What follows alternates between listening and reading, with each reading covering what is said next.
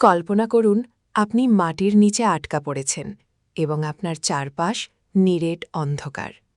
চারদিকে কেবল এক অসহ্য নিস্তব্ধতা আর মাটির ভারী গন্ধ ছড়িয়ে আছে।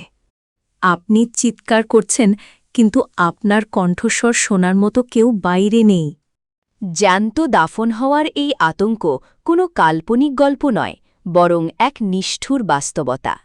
ইতিহাসের পাতায় এমন অনেক মানুষের নাম রয়েছে যারা ভুলবশত জীবিত অবস্থায় কবরে গিয়েছিলেন, যাদের শেষ মুহূর্তের সংগ্রাম কবরের ভেতরের আঁচড় হয়ে আজও রয়ে গেছে।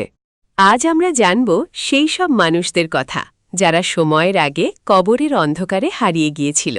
প্রস্তুত হন এক শিহরণ জাগানিয়া যাত্রার জন্য, যা আপনাকে গভীর ভাবনায় ফেলে দেবে।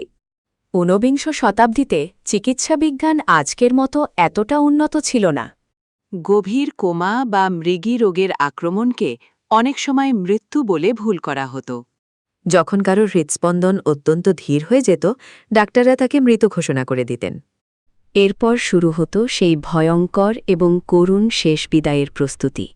আত্মীয় স্বজনের কান্নায় বাতাস ভারী হয়ে উঠত, অথচ সেই শরীরটি ছিল তখনও জীবন্ত।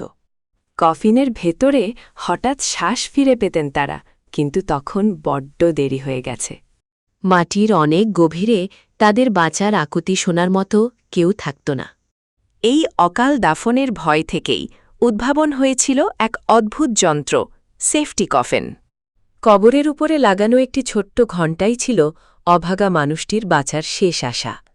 কফিনের ভেতর থেকে একটি সরু পাইপ মাটির ওপরে বেরিয়ে থাকত। এর সাথেই বাধা থাকত একটি চিকন দড়ি, যা ঘণ্টার সাথে সংযুক্ত ছিল। যদি কেউ ভুলবশত জীবন্ত দাফন হতেন, তবে তিনি সেই দড়ি ধরে টান দিতেন। রাতের নিস্তব্ধতায় গোরস্থানে হঠাৎ ঘণ্টার শব্দ বেজে ওঠা ছিল এক দুঃস্বপ্ন।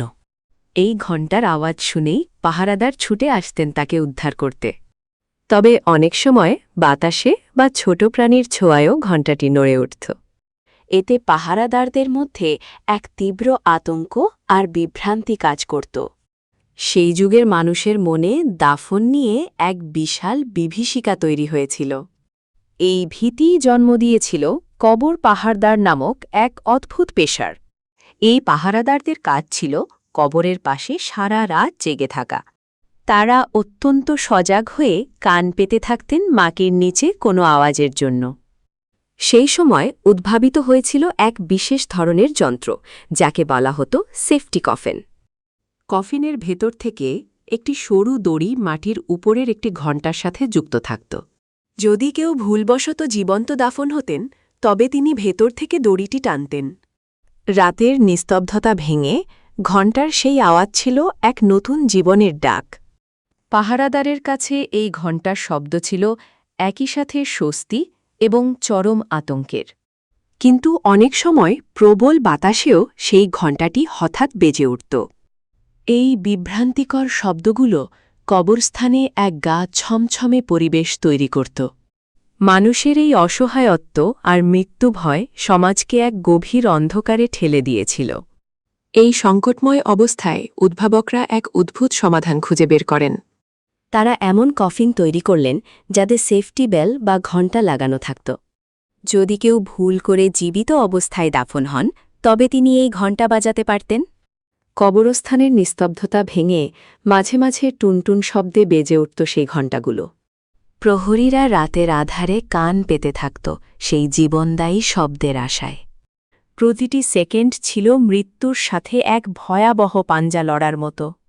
মা তার সন্তানের কবরের পাশে বসে ঘণ্টার শব্দের জন্য অপেক্ষা করতেন। কিন্তু অনেক সময় এই পদ্ধতিও মানুষকে চরম আতঙ্ক থেকে বাঁচাতে পারত না। কারণ বাতাসের ঝাপটায় বা মাটির চাপে ভুল করে ঘণ্টা বেজে উঠত। মৃত ঘোষণা করা হলেও হয়তো সেই মানুষটি মাটির নিচে তখনও বেঁচে থাকতেন। ভাগ্যের নিষ্ঠুর পরিহাসে কবরের নীরবতা কখনো কখনো আর্তনাদে ভরে উঠত। ইতিহাস আমাদের মনে করিয়ে দেয় মানুষের ভুল কতটা ভয়াবহ হতে পারে। তাই আজও জ্যান্ত কবরস্থ হওয়ার আতঙ্ক মানব সভ্যতায় এক অবিস্মরণীয় ভয়।